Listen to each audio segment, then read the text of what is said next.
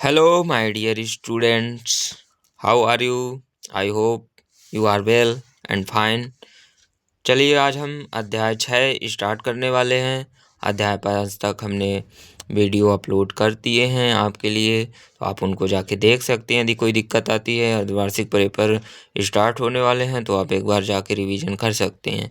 तो चलिए अब हम आज अध्याय 6 आपकी कक्षा 7 का त्रिभुज और उसके गुण पढ़ाई करेंगे, जिसमें सबसे पहले हम पढ़ेंगे त्रिभुज क्या है। ये महत्वपूर्ण बिंदु हैं अध्याय 6 के और ये समझना बहुत ही ज़रूरी है, तभी आपसे 6.1 6.2 आपको समझ में आएगा। ठीक है, तो ये बहुत ज़रूरी है आपके लिए और हमेशा के लिए आपको ज़रूरी है। आगे जैसे पढ़ाई करेंगे आप 9वीं 10वीं, उसके लिए भी आपको बहुत ज़रूरी है। जब आप ये जानेंगे तभी समझ में आएगा। ओके, तो चलिए अब हम शुरू करते हैं। सबसे पहले जानते हैं ट्राइंगल। ट्राइंगल मीन्स होता है त्रिभुज। त्रिभुज किसे कहते हैं, चलिए देखते हैं। 3 रेखा खंडों से बनी बंद सरल आकृति जिसमें 3 भुजाएं, 3 कोण व 3 शीर्ष होते हैं। फिर से एक बार पढ़ेंगे। 3 रेखा खंडों से बनी बंद सरल आकृति जिसमें 3 भुजाएं, 3 कोण व 3 शीर्ष होते हैं। ठीक है, उसे क्या कहते हैं, त्रिभुज कहते हैं।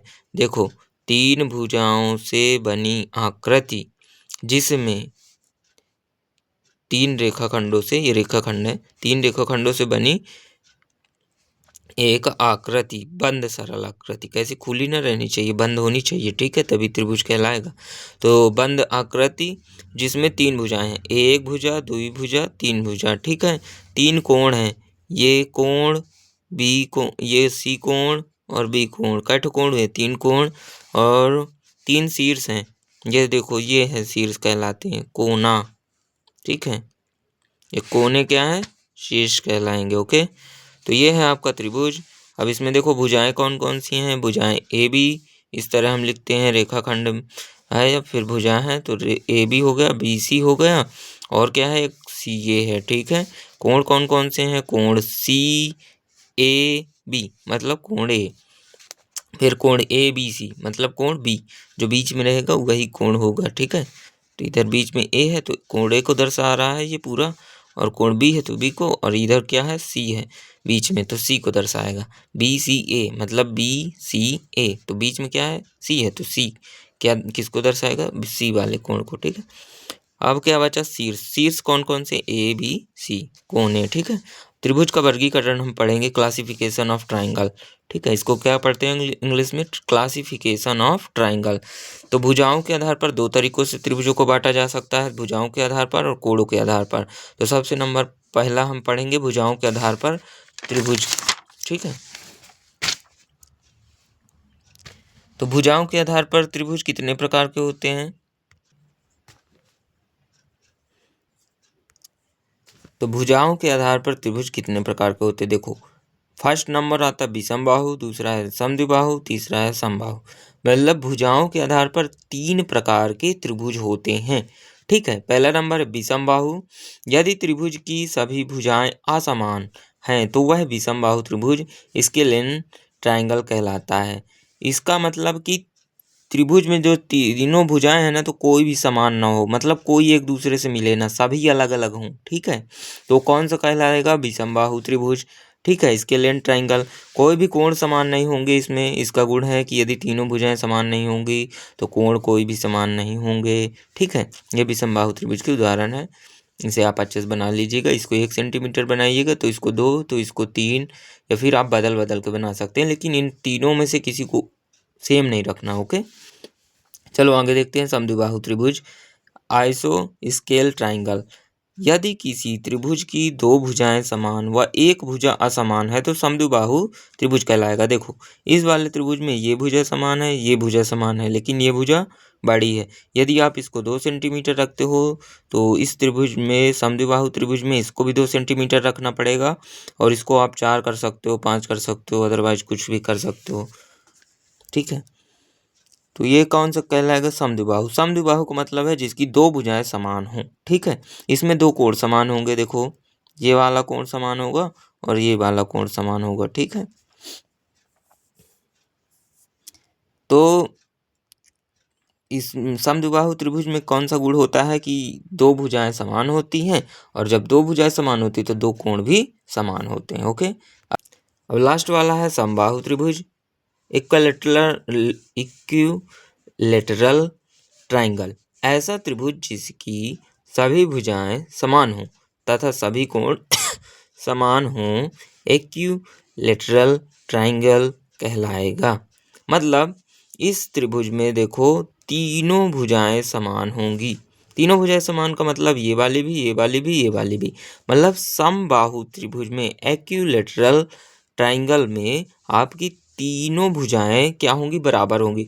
मतलब यदि आप 2 सेंटीमीटर इसको लेते हो तो इसको भी आपको 2 सेंटीमीटर लेना पड़ेगा, इसको भी आपको 2 सेंटीमीटर लेना पड़ेगा। तीनों आपकी भुजाएं समान होंगी, ठीक है। यहाँ ए भी बराबर यदि 2 सेंटीमीटर है तो बी सी बराबर भी 2 सेंटीमीटर होगा, सी ए बराबर भी 2 सेंटीमीटर होगा। ये समबाहु त्रिभुज कहलाएगा। अर्थात भुजाएं बराबर होंगी और कोण देखो इसमें तीनों कोण भी समान होंगे। लिख लेना है एक लाइन और कि तीनों कोण समान या बराबर होंगे, ठीक है। तीनों कोण समान या बराबर होंगे।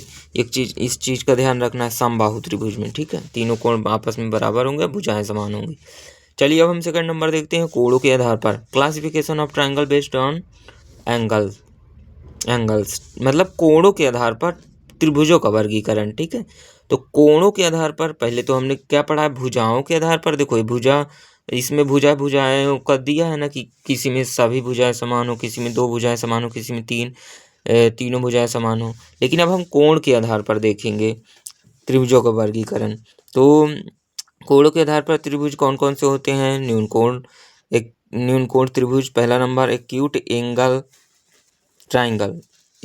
Angle triangle. तो फर्स्ट नंबर है जिस त्रिभुज के तीनों कोण 90 डिग्री से छोटे होते हैं उसे न्यून कोण त्रिभुज कहते हैं। मतलब जिस त्रिभुज के तीनों कोण 90 डिग्री से छोटे हों, तीनों कोण 90 डिग्री से छोटे हों तो उसे क्या कहते हैं? न्यून कोण त्रिभुज कहते हैं। अब देखो त्रिभुज के तीनों कोणों का योग कितना होता है? 180 होता है।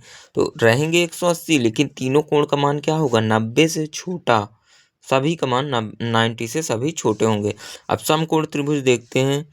राइट एंगल ट्राइंगल, जिस कोण का एक कोण 90 डिग्री का होता है उसे समकोण त्रिभुज कहते हैं। इसका मतलब है कि यदि ऐसा एक त्रिभुज है जिसमें एक समकोण है 90 डिग्री का है।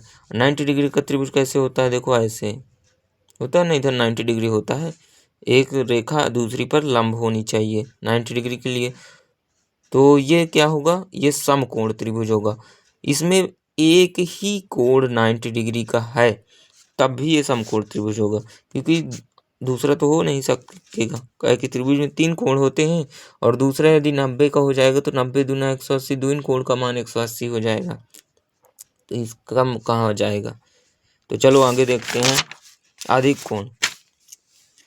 कोण त्रिभुज, ऑब्ट्यूज एंगल ट्राइंगल। जिस त्रिभुज का एक कोण 90 डिग्री से बड़ा होता है उसे अधिक कोण कहते हैं। अब देखो एक कोण क्या होना चाहिए? 90 से बड़ा हो, अब बाकी दो तो न्यून कोण में ही आएंगे, ठीक है।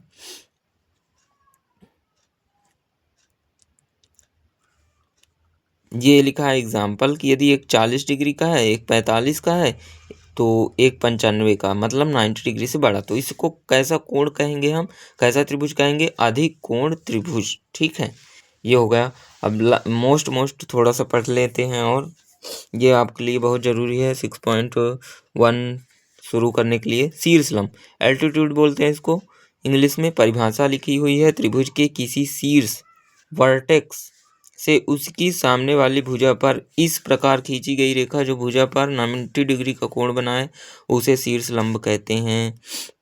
इसका मतलब देखो क्या है? त्रिभुज के किसी शीर्ष से उसके सामने वाली भुजा पर खींची गई रेखा। देखो ये क्या है? त्रिभुज है, ठीक है। ये है त्रिभुज। तो अब ये बोल रहा है कि शीर्ष लंब किसे कहते हैं? तो शीर्ष लंब मतलब शीर्ष से सामने वाली भुजा पर खींची गई ऐसी रेखा जो इस इधर 90 डिग्री का कोण बनाए, ठीक है। 90 डिग्री का कोण बनाए, दोनों साइड बनाएगी। तो 90 डिग्री का कोण बना रही है, तो ये कौन सी रेखा कहलाएगी? यही क्या है? शीर्ष लंब कहलाएगा, एल्टीट्यूड।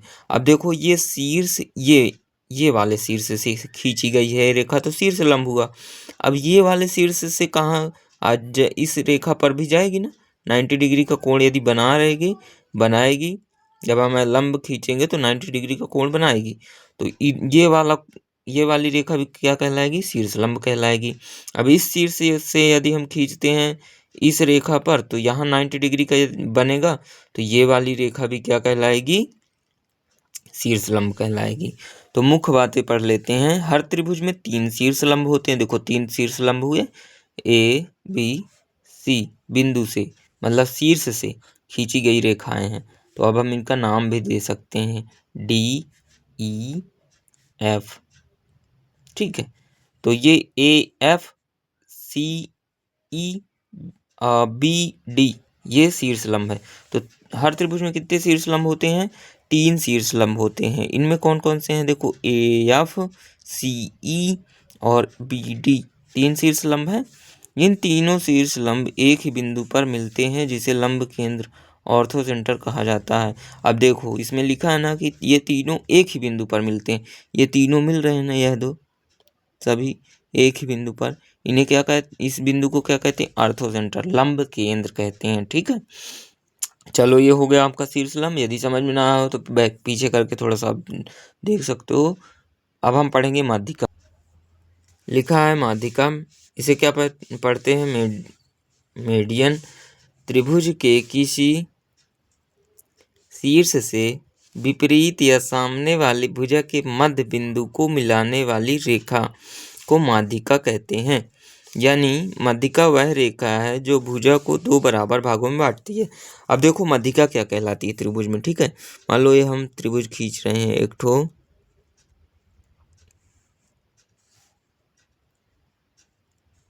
ये देखो ये त्रिभुज है। तो ये शीर्ष लंब हमने क्या बताया था कि जो 90 डिग्री का कोण बनाए। तो देखो शीर्ष लंब हम पहले खींच के देखते हैं, तब ना पता चलेगा अंतर की माध्यिका क्या है, शीर्ष लंब क्या है। तो देखो शीर्ष लंब होता है, मतलब एक सीधी रेखा इस पर, तो इधर 90 डिग्री का कोण बना था, तो ये शीर्ष लंब हुआ। अब माध्यिका क्या है? देखो उसी तरह का है, त्रिभुज के किसी शीर्ष से विपरीत या सामने वाली भुजा के मध्य बिंदु को मिलाने वाली रेखा माध्यिका कहलाती है। तो त्रिभुज के शीर्ष से, ये है शीर्ष से सामने वाली भुजा के मध्य बिंदु। लेकिन अब देखो ये 90 डिग्री का कोण बनाए चाहे ना बनाए, ये शीर्ष लंब तो बनाता है, लेकिन ये माध्यिका जो होगी तो 90 डिग्री का कोण बनाए चाहे ना बनाए, लेकिन ये सामने वाली भुजा को, मतलब BC को 2 बराबर भागों में बांटेगी। मतलब उसके बीच बिंदु पर जाके मिलेगी। तो बीच का बिंदु इधर होगा, जैसे ये 2 सेंटीमीटर की भुजा है, तो 1 सेंटीमीटर इधर बचे, 1 सेंटीमीटर इधर बचे। तो देखो ये माध्यिका कौन सी कहलाएगी? जो शीर्ष से खींची गई ऐसी रेखा जो सामने वाली भुजा को 2 बराबर भागों में बांटे। तो इधर का बचेगा 1 सेंटीमीटर और इधर का बचेगा 1 सेंटीमीटर। ठीक है, तो ये बराबर भागों में बांटेगी सामने वाली भुजा को। ठीक है, माध्यिका कहलाएगी, मीडियन। बट शीर्ष लंब जो होगा, एल्टीट्यूड होगा जो, तो वो उससे इससे मतलब नहीं है कि बराबर हो रहा है कि नहीं हो रहा। वो तो सीधा अपना क्या देखेगा? समकोण पे जाके रुकना है, जहाँ 90 डिग्री का कोण बने, बस। ठीक है, ये होता है एल्टीट्यूड और मीडियन में अंतर। अब देखो हर त्रिभुज में 3 माध्यिकाएं होती है। जैसे शीर्ष लंब तुमने खींचा था, वैसे ही माध्यिका भी होगी। अब ये वाली भुजा को 2 बराबर भागों में बांटेगी ये वाली माध्यिका। ठीक है, अब इसको भी बांटेगी बराबर भागों में ये वाली माध्यिका। ठीक है, तो हर त्रिभुज में कितनी माध्यिकाएं हुई? 3। हर त्रिभुज में कितने शीर्ष लंब हुए? 3। तो सभी माध्यिकाएं एक ही बिंदु पर मिलती हैं, जिसे गुरुत्व केंद्र, सेंट्रॉयड कहा जाता है। देखो ये तीनों भुजाएं, जो तीनों माध्यिकाएं हैं, इस बिंदु पर मिल रही हैं। इसको नाम हम देते हैं, ओ दे देते हैं, कुछ भी देते हैं, लेकिन इसको हम कहते क्या है हिंदी में? गुरुत्व केंद्र। और इसको इंग्लिश में क्या बोलते हैं? सेंट्रॉयड। ये था आपका महत्वपूर्ण बिंदु लेसन 6 के, चैप्टर 6 के, जो हमें पढ़ने अनिवार्य थे। यही आपके प्रश्नावली में पूछे गए हैं, इसी से जुड़े सवाल। तो आप इसको समझ लीजिए एक बार अच्छे से, फिर हम आगे 6.1 में मिलेंगे। तब तक के लिए धन्यवाद। बाय बाय, टाटा, सी यू।